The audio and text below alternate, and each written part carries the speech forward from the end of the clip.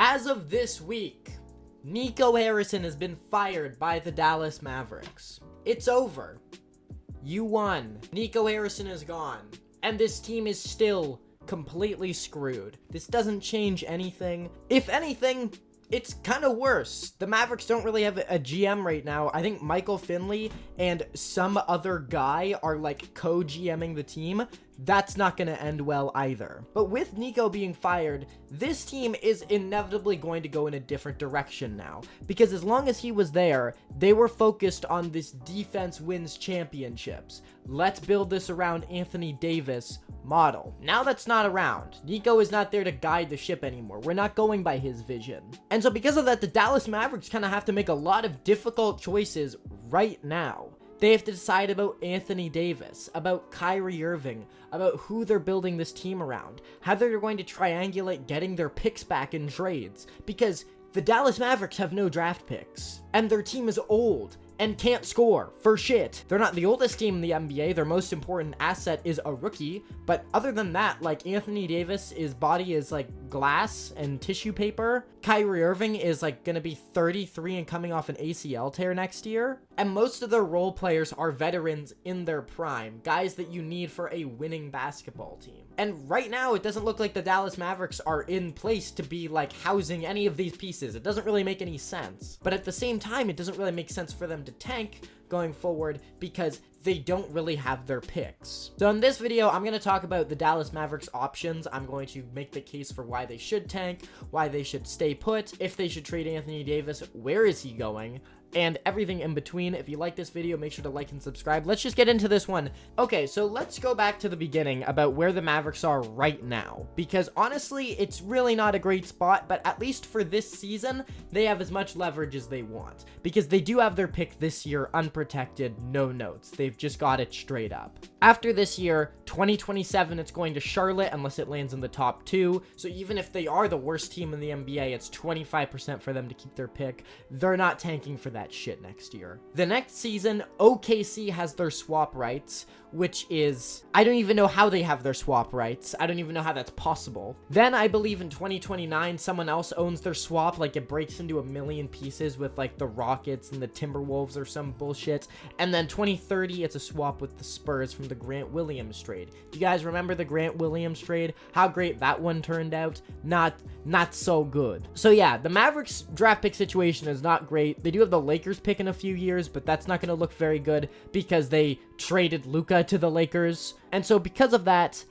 they kind of need to pivot in a direction in the next few years that doesn't rely on the draft. Except for this year, where they can get a high pick if they want to. So let's talk about this year. The Mavericks have a bunch of mid-sized salaries on this roster. They've got PJ Washington's contract, Daniel Gafford's contract. They've got Anthony Davis and Kyrie Irving's big salaries, Klay Thompson on a mid-sized deal, and then a bunch of role players who are kind of on deals that don't really matter. They've got Derek Lively, they've got Cooper Flagg. That's pretty much all they have in terms of a young core. I'm kind of giving up on Jaden Hardy. I'm not counting Omax Prosper or like Ryan Nembhard in this shit. They've really got 2 good young players. And if things continue as they're going this season, this team is already too far below 500 to get into a playoff spot. The playoffs are off the table for this team already. And I would say the play-in is probably off the table for them as well because they can't score. Like, they just can't score at all. Their defense is great. Cooper Flagg has lived up to the hype, I think, as both a defensive player and offensive player, just with his energy and with his versatility. He's been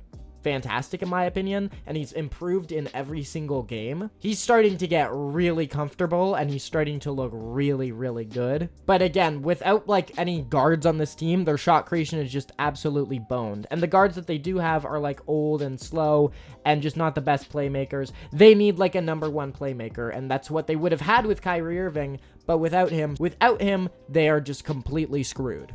Even if Anthony Davis comes back, I think the ceiling of this team, even at this point, is like maybe 35 wins. So basically, the question for this team right now is whether or not they should trade Anthony Davis. This would be the best time for them to blow it up and to go from a 35-win team to a 20-win team. Because again, after this season, they can't get a high draft pick. And if they can get a Cameron Boozer, a Nate Ament, Darren Peterson in this year's draft, a Caleb Wilson, Darius Acuff, whoever it is, that's going to be the perfect guy to put next to Flagg and Derek Lively. And after this season, that opportunity is extinguished. It goes away. So the upside of trading Anthony Davis is obvious. They're going to probably lock up a top pick by doing that. Instead of getting 7, 8, 9, 10, they're going to get 1, 2, 3, 4, or 5. And the Anthony Davis return, though I don't think it's as good as probably a lot of people would anticipate, just because he's getting older and he's so injury prone. I think the biggest problem actually is neither of those things, and it's just that there's not a lot of teams who are really good suitors for him. If you go down the list, I could maybe see like a Boston pulling it off. You could maybe talk yourself into Miami, but I'm not really a fan of that. Maybe Minnesota, but I'm not really sure he fits their timeline. He's just a very tricky player to trade for at this point, since his prime is kind of over. And so if you're trading for Anthony Davis, you need a team that's like one piece away, that needs a big, that has a legitimate chance to compete, and that has the assets to make that trade happen. Kind of like how the Rockets traded for Kevin Durant last year. And that's not really a criteria that most teams in the NBA meet right now. So trading Anthony Davis, you're not going to get a lot back. If you send him to a mid-team like Chicago, they'll have the young assets, but I just don't really see the Bulls doing that, even though the Bulls are fucking idiots. But the upside of not trading AD is not great either, because even if you keep him, next year you're going to basically have a pretty mediocre team with your mid-draft pick this year. And even when adding Kyrie Irving, I mean, what, you get maybe 1 year of like a solid team with Kyrie, Flagg, your rookie, your central role players, just a year of development from Flagg, Lively, and then this rookie. Like it just, that doesn't seem very appealing to me. Those pieces are eventually going to fall off, and you're going to need to swap out the parts around Flagg. And though that starts as a good core, like you're not going to be building any permanent infrastructure by keeping Anthony Davis and trying to be decent next year. I just don't really think that's a great option. But if you're trading AD, you're not going to get that much in return that is that valuable. And being bad is not heavily incentivized for this team after this season. So this is kind of a damned if they do, damned if they don't situation for the Mavericks. Like, they don't really have a great option either way. The last few years, we have seen some teams just sort of bite the bullet with losing high draft picks. The Nets did it a few years ago. In order to get their other picks back, they sort of had to kind of sacrifice that one in 2024, and that didn't punish them that badly, all things considered, even though they lost like Reed Shepherd or whoever it was.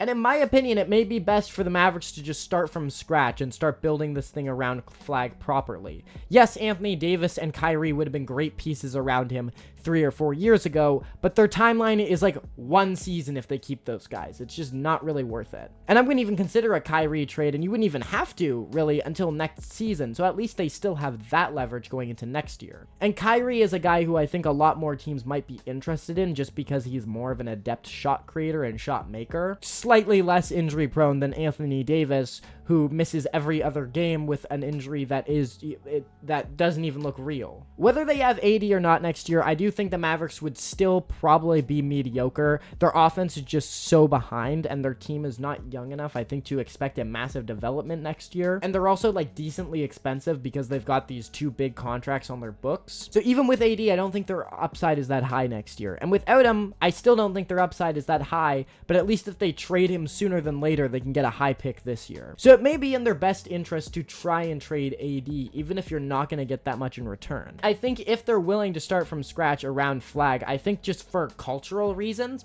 I kind of like that move. Their fans have been absolutely tortured for the last like 8 months, and so just getting a clean slate I think is probably needed for this team at this point, because the more they slip into the pit of mediocrity, the less likely it is that they're going to like come out and have like a really competent team at the end of it, and a fan base that's actually invested in them. If you hit the reset button now, at least you can show your fans that there's a direction to where this is going. Whereas if you just kind of keep the same pieces, if you keep Anthony Davis, you keep Gafford, you keep Washington for the next 1 or 2 seasons, like, I just don't really see what the direction of the team is at that point. Is it a Flagg team? Is it a Davis team? It just doesn't really make sense. It doesn't really make sense to prioritize putting vets around Cooper Flagg right now when your offense is literally worse than that of the Brooklyn Nets. So I think the Mavericks should probably look to trade Anthony Davis sooner than later. I don't really have any trade ideas for them. This is something I probably should have brought to the video, but to be honest, I just don't think the prospects of it are that good. You could kind of talk yourself into any and every team in the NBA, but there's just as much reason for these teams to trade it for him than for them to not. Like, maybe a Toronto would want to do it, but I don't think that's a very good fit, even though they kind of need a long-term center option. And again, Anthony Davis is by no means a long-term option in any way. Maybe Cleveland if they wanted to upgrade from Jared Allen and go all in next season, but I don't really see that either. Lakers would be hilarious, but I don't really know if they want to do that yet as well, because I think they'd rather just build around Luka slowly with a bunch of pieces rather than putting all their chips on Anthony Davis again for like a 2 or 3 year window. The Mavericks already showed everyone what a big mistake it can be if you shrink your window as much as you do by trading for Anthony Davis, and so I just don't see a lot of teams though be willing to replicate that and take that risk a second time. So it's not great either way for the Mavericks, and it doesn't look like an Anthony Davis trade is going to be easy, but like shit, I don't really know what else they're gonna do. And if I were the GM, I would probably start like taking phone calls right away, because the sooner that they can like bottom out this year, the sooner that they can get into the top 4 and maybe get a high draft pick this year. Because after this year, they're not getting young assets whatsoever. So that's all I got on the Dallas Mavericks. Nico is gone, the witch is dead. Let me know what you guys want to see in the next video, and like and subscribe if you enjoyed, and I will catch you in the next one.